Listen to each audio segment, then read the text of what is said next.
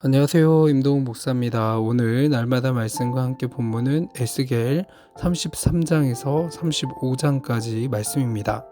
유다를 적대시했던 주변 나라에 대한 심판의 예언은 25장에 시작해서 32장으로 마침표를 찍고 33장에서 39장에서는 하나님의 은혜에 대한 유다의 회복에 대해 증거하고 40장에서 48장은 마지막 날에 이루어질 일에 대한 환상, 즉 새 성전, 새 예배, 새 땅에 대한 환상에 대해서 증거합니다. 유다는 바벨로니아 제국의 3차에 걸친 대대적인 공격으로 무너졌습니다. BC 605년에 1차 공격을 받았던 때였는데 이때 다니엘을 비롯한 유다의 젊은이들이 끌려갑니다. 그리고 BC 597년이 2차 공격을 받은 때였는데 이때 유다한 여호야긴을 비롯해 에스겔 선지자와 수많은 사람이 끌려갔습니다. 그리고 BC 586년에 예루살렘 성전을 비롯해 유다가 완전히 무너졌고 두 눈이 뽑힌 시드기야 왕과 함께 많은 사람이 끌려가 유다는 유력한 사람들이 없을 지경이 되었습니다. 오늘 본문이 에스겔 33장 21절에 보면 우리가 사로잡힌 지 12회 열째 다섯째 날에라는 표현이 나옵니다. 에스겔 선지자와 여호야긴은 바빌로니아 제국 2차 공격 때인 BC 597년에 끌려왔습니다.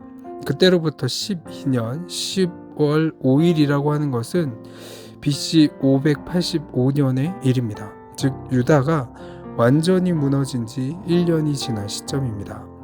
이때 유다 백성들은 깊은 실망감에 빠져 있습니다. 그들은 바벨로니아 제국이 아무리 신흥 강대국이어도 전통 강대국인 애굽이 자신들을 지켜줄 것이라고 굳게 믿고 있었습니다.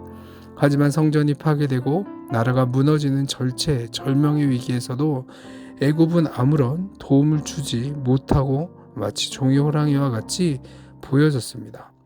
계속해서 파수꾼에 대해서 나오는데 파수꾼은 본래 성벽 위에 배치된 군인으로 적군의 침입이나 움직임을 감지하며 알리는 책임을 지는 사람이죠.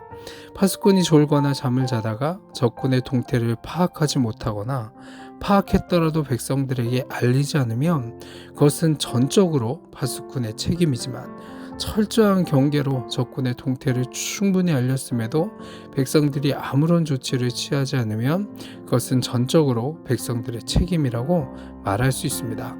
하나님께서는 에스겔 선지자를 이스라엘 족속의 파수꾼으로 세우셨다고 말씀합니다. 유다, 이스라엘 족속의 파수꾼으로 세움을 받은 에스겔 선지자에게 가장 중요한 역할은 그들에게 경고하는 것과 그들을 길에서 떠나게 하는 것이었습니다.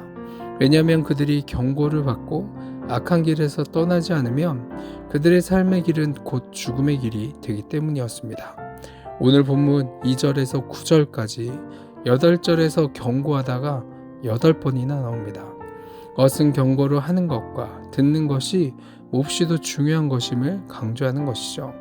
파수꾼의 역할처럼 영적인 파수꾼도 경고를 하지 않아서 백성이 듣지 못하여 죽음의 길로 가게 되면 그것은 영적인 파수꾼의 책임이지만 경고를 듣고도 그 길을 돌이키지 않으면 그것은 백성의 책임이라고 말씀합니다.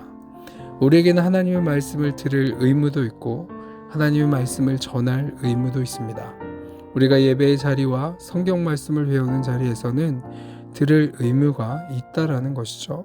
또한 가정에서 자녀들에게나 하나님의 말씀을 들어야 할 사람들 앞에서 전할 의무 역시 있습니다.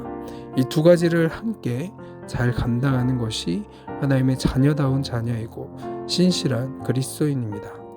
또한 주의 길이 바르지 아니하다라고 이야기를 하는데 하나님이 공평하지 않으시다라는 의미입니다. 하나님이 정말 하나님이라면 우리에게 이럴 수 없다라고 불평을 하는 겁니다. 우리를 당신이 선택하신 백성이라 해놓고 나라를 망하게 하시고 포로를 끌려와 고통과 고난을 겪게 하는 것은 있을 수가 없다고 합니다. 물론 하나님께서 공평하지 않은 것은 내가 아니다 너희라 라고 말씀을 합니다. 너희가 나에게 어떻게 했는지 어떤 삶을 살았는지 정직하게 생각해 보라는 것이죠. 그런데 하나님께서는 에스겔 선지자를 통해 이렇게 말씀을 합니다. 너는 그들에게 말하라. 주 여호와의 말씀이니라. 나의 삶을 두고 맹세하노니 나는 악인이 죽는 것을 기뻐하지 아니하고 악인이 그의 길에서 돌이켜 떠나 사는 것을 기뻐하노라. 이스라엘 족속아 돌이키라 너희 악한 길에서 떠나라 어찌 죽고자 하였느냐라고 말씀을 합니다. 하나님은 죄를 지은 사람이 죽기를 원치 않으시고 그들이 삶에서 돌아와 떠나기를 요청을 합니다. 즉 회개하라는 거죠. 회개는 눈물을 흘리며 뉘우치는 것을 뜻하는 말이 아닙니다. 그의 심부를 바꾸고 생각을 바꾸어서 이전의 삶을 청산하고 새로운 삶을 살아가는 겁니다. 즉 하나님을 등진 삶에서 하나님을 향한 삶으로, 하나님의 말씀을 외면했던 삶에서 하나님의 말씀에 순종하는 삶이죠. 그렇게 우리가 기억할 것은 하나님의 반복적인 부르심에 응답하여 하나님을 경외하고 하나님의 길을 걸어가고 우리를 부르신 그 삶의 자리에서 파수꾼으로 부르신 하나님의 목적을 삼고 하나님의 말씀의 길을 따라 살아가는 모든 이들 되기를 소망합니다. 아멘. 기도하겠습니다.